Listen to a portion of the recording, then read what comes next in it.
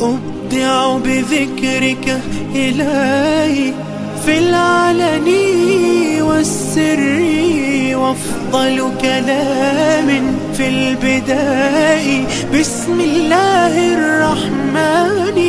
أبدع بذكرك إلهي في العلن والسر، وأفضل كلام في البداء بسم الله الرحمن.